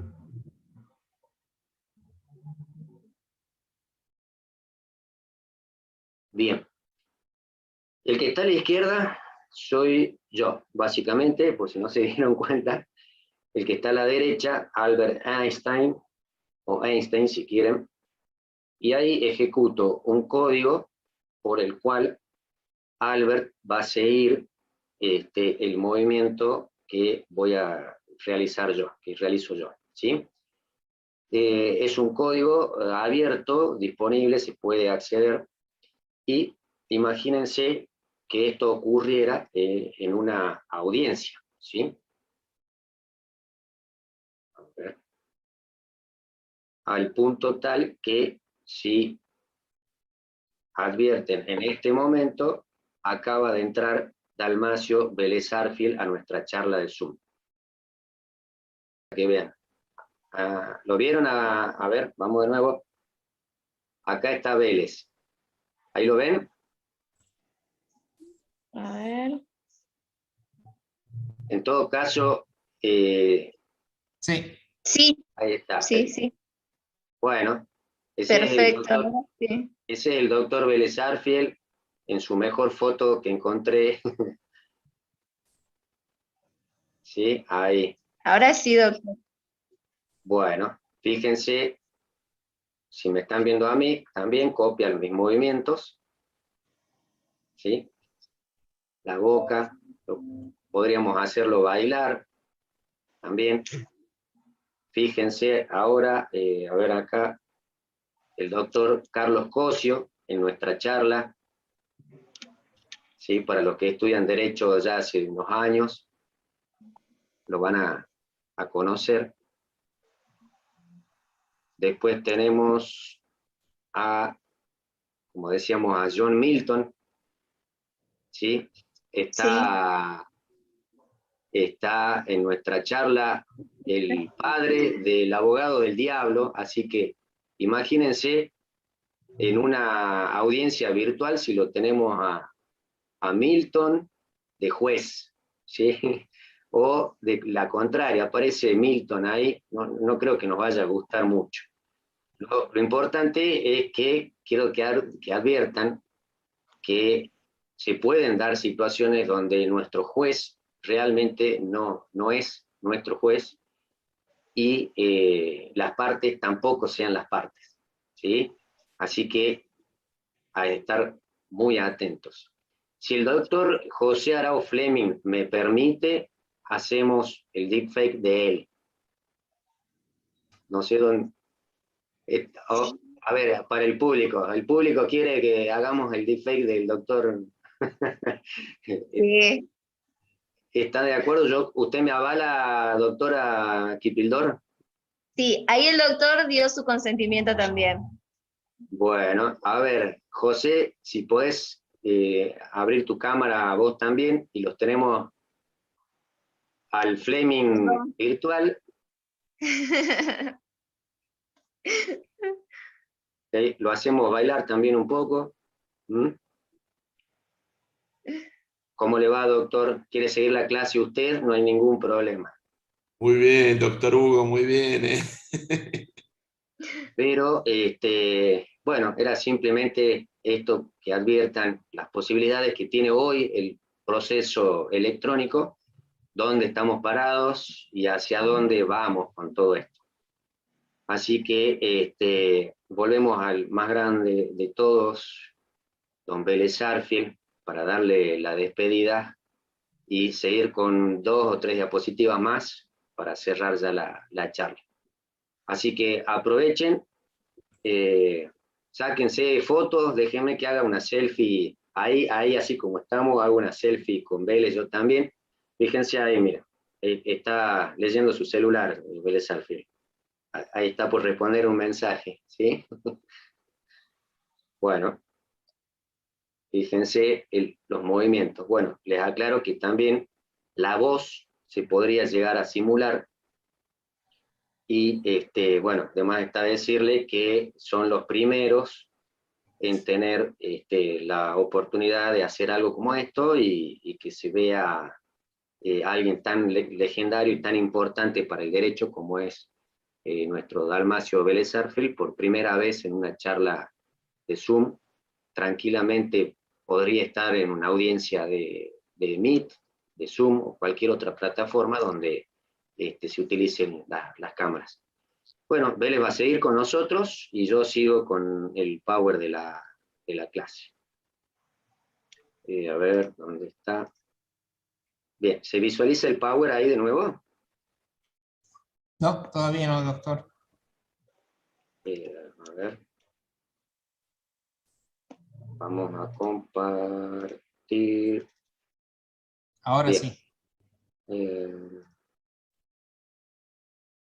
Ahí está. Bien, entonces, como les mostraba recién, lo tenemos aquí al deepfake, y como estas cosas ya han ocurrido en otros lugares, pero no dentro de un proceso, no dentro de un juicio, sino en audiencias políticas donde se debatían cosas,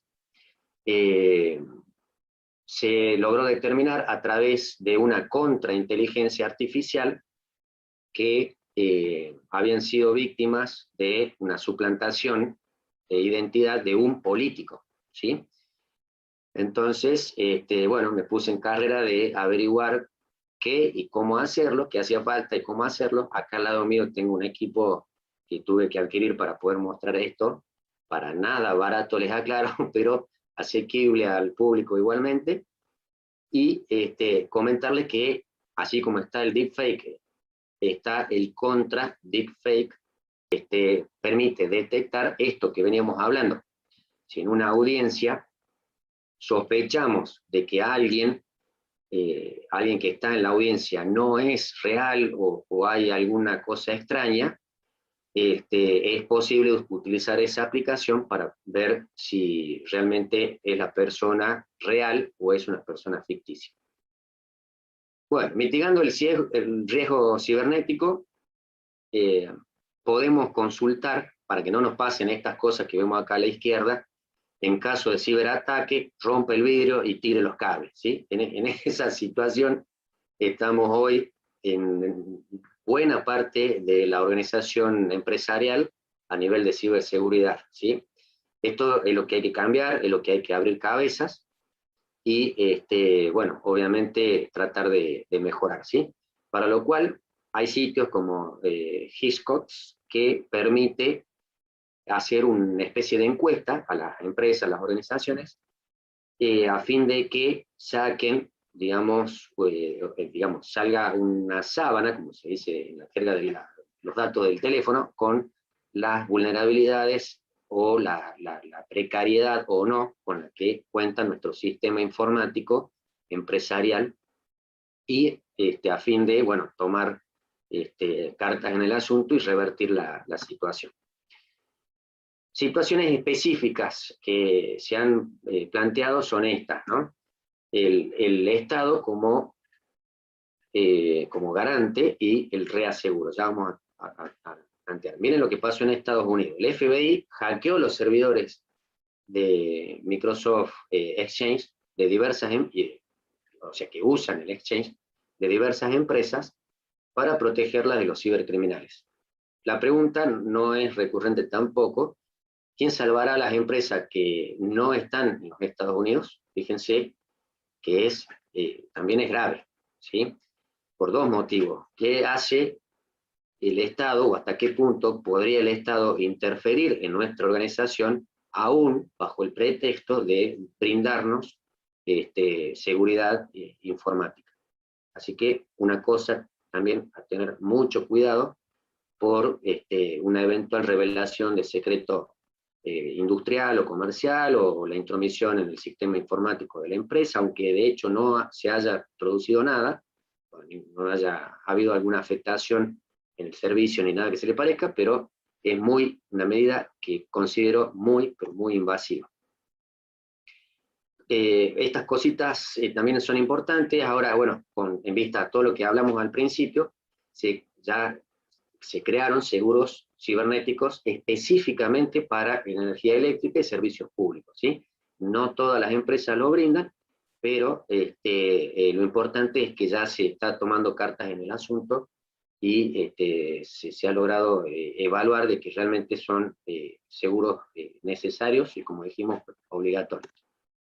Ahora, ¿cuál es el colmo de la empresa de seguro de riesgo cibernético? Y bueno, ser atacada por un malware o algo que digamos, algún tipo de virus informático, ¿sí? Y esto les pasó justamente los sistemas de las compañías de seguros afectados por una violación cibernética. ¿Qué quiero decir con esto? Que no se salva nadie. La diferencia está en que, aunque la empresa de seguro sea atacada, frente a nosotros sigue incólume el deber y la obligación de subsanar el perjuicio en el momento que ocurra, ¿sí? En el caso de Zurich, roban y difunden los datos de sus clientes en España. Fíjense, esto ya es grave. Hay transmisión de datos personales y datos sensibles de los consumidores de ese servicio. Así que en estos casos no solo podríamos ir por un incumplimiento de la póliza, de la cobertura, digamos, sino ir contra justamente la difusión no autorizada de datos personales. A tener en cuenta también, ¿sí? Piratas informáticos ponen el foco en las compañías de seguro, otro ejemplo de lo que venimos hablando. Dos cositas, y con esto terminamos. Fíjense lo importante de tener dos cosas. Voy a empezar de atrás, el CERT o el CIRT, que en algunos lugares es sinónimo, es el equipo de respuesta de incidentes de seguridad informática, ¿sí?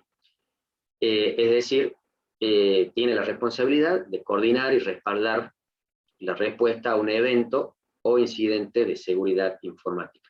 Esto es lo que hablaba la comunicación la A7266 del Banco Central. Es decir, hay que pensar no solamente en un CERT o CIRT para entidades financieras, sino en las organizaciones propiamente dichas, ¿sí?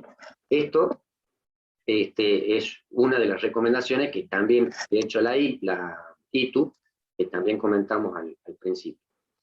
Y otro, que es el Bug Bounty, en la jerga es ni más ni menos que los programas de recompensa por encontrar bugs o errores en los sitios, en las bases de datos, en cualquier etapa o fase del sistema informático que posea la organización, ¿sí? Entonces, ahí lo estoy haciendo hablar a Vélez, me está siguiendo, el hilo de la charla, quiere seguir él, parece. Entonces, fíjense lo importante de,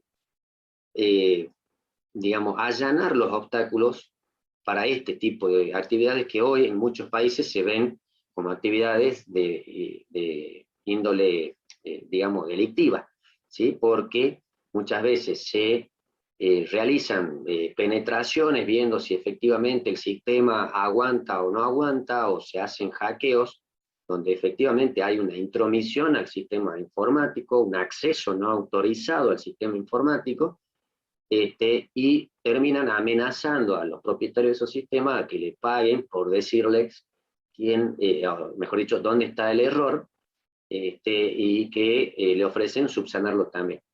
Como no es una actividad que está reglada, y menos en Argentina, y justamente también da una serie de inconvenientes, muchos estudiantes de ingeniería informática que detectan bugs en organizaciones y sitios, advierten fallas, pero no se animan a avisar por miedo a que se considere que están cometiendo un delito y que terminen presos, como de hecho ha ocurrido al menos unas 3 o 4 veces.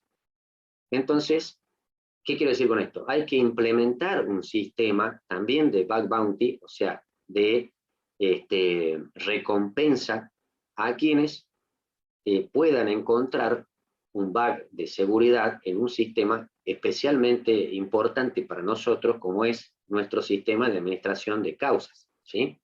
Para darle más robustez, más seguridad informática, más seguridad en la información que circula adentro del sistema, y reconocerle por esa actividad, eso que ha sido su trabajo, el pago digamos, por haber descubierto esto. Estas son prácticas muy sanas en otros países, Google lo hace, Facebook lo hace, Instagram lo hace, obviamente, cualquier bug que encuentran están llegando a pagar estas grandes empresas hasta, la última vez que me fijé, creo que eran $60.000 por descubrir algún bug. Así que cositas a tener en cuenta. Bueno, esta es la vida útil de un ransomware, lo vamos a pasar por adelante. Y para concluir la charla, debemos contar con un experto en seguridad, tanto en las organizaciones públicas como privadas, sobre todo si se trata de servicios esenciales. Los ransomware han atacado bancos, han atacado empresas, y han atacado en plena pandemia, donde se estaba investigando cómo diseñar la vacuna, atacaron también hospitales y centros de investigación de vacunas. O sea, es gravísimo realmente, ¿sí? Esto tiene que ver con el SER.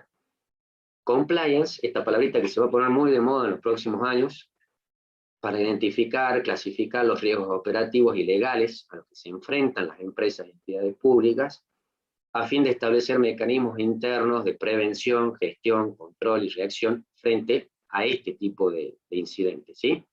Es decir, poner los recursos, adaptarse a las reglamentaciones, estándares, normas ISO, para evitar justamente un acontecimiento de índole de seguridad informática. Criminal Compliance, concluimos con esta filmina. En otras palabras, no solo adecuar la normativa de los seguros tradicionales a estos nuevos seguros de riesgos cibernéticos, o su incorporación como categoría autónoma, que es por la que estoy bregando. Yo considero que este tipo de seguros requieren un estudio muy particularizado y una perspectiva de análisis propia, independiente del resto, aunque también tenga contacto con otras disciplinas, ¿no? Bueno, sino también a los estándares de normalización internacional de subcontratación para proteger la relación de consumo de los datos personales e información comercial sensible, como veníamos diciendo, la prevención del cibercrimen, por eso es Criminal Compliance, ¿sí? Y todo otro derecho esencial en cuanto sea posible para satisfacer razonablemente las exigencias de su implementación, ¿sí? A modo de conclusión, contratar un seguro de riesgo cibernético específico y acorde a cada organización ya no debería ser una opción, sino más bien una obligación. muchísimas gracias por el espacio. Muchísimas gracias a usted, doctor. La verdad que muy interesante la clase, sobre todo el final, que es la primera vez que lo vemos. Así que sumamente agradecido. Esperamos poder contar con usted el año que viene en la diplomatura. Ojalá que sea de manera presencial. Doctor Arauz, si usted quiere dirigirse al docente. Julia, gracias. Bueno, Hugo, antes que nada agradecerte nuevamente poder tenerte acá en esta diplomatura, ratificar lo que te dice Julia, esperamos contar con vos el año que viene. O sea, la verdad, estos temas son novedosos, estos temas yo no sé si se habló en el ámbito del colegio, yo creo que no hablamos hasta ahora del tema de los seguros de riesgo cibernético. Creo que es algo, así como buscamos la operatividad del expediente digital, las mejores prácticas, que sigue evolucionando y avanzando, no podemos descuidar esta pata que es justamente todo el tema de la seguridad. Tenemos que tomar previsiones, obviamente, no solo en el ámbito del Poder Judicial, en el ámbito de nuestros estudios, en el ámbito del Colegio de Abogados y demás.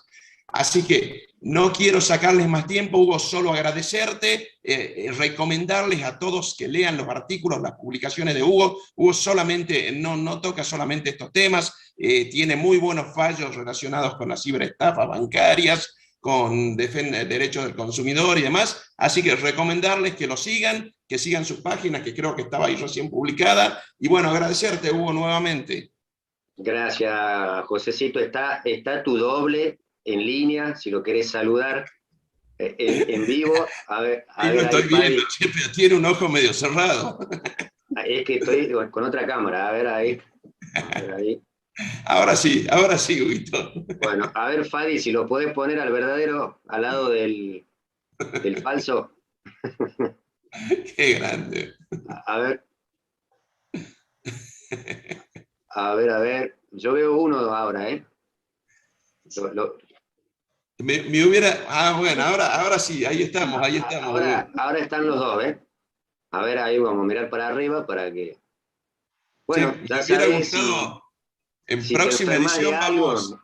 vamos a hacer esto con jueces de la Corte salteña y con procuradores, defensores. Mira quién tengo acá, a ver si sale. Mira a quién podemos llamar. El más allá, Muy ¿no? bien, el doctor Fait, muy bien. Carlos Santiago Fait, mira cómo nos mira. ¿Qué quiere que esté? Te dice, pagame. Impecable. Impecable, lo tuvimos a Vélez, lo tenemos a Fait, impecable la clase, Huguito. Y a ver, mostramos si querés un último más, que este no es del palo, sin filtro, pero le gustan estas cosas, dice. Tremendo. Don Albert. Bueno, hoy... gente, muchísimas gracias por el espacio, ahí cierro todo esto. Muchas gracias a vos, José, por la confianza y permitirme estar acá. Ni te cuento las ansias que tenía de mostrar esto. Dije, no, vamos a hacer algo diferente para José, que tuvo bueno, esta genialidad de invitarme, y bueno, le vamos a devolver la apuesta de esta forma también.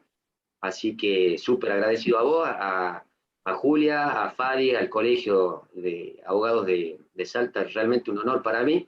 Y súper agradecido a los chicos, espero que se hayan sacado fotos, todo, porque es instancia única esto. Espero que lo hayan disfrutado. Muchas gracias a todos. Las preguntas de todo lo que han escuchado y han visto, se las voy a pasar a Julia. Van a ser preguntas para pensar fuera de la caja, ¿sí?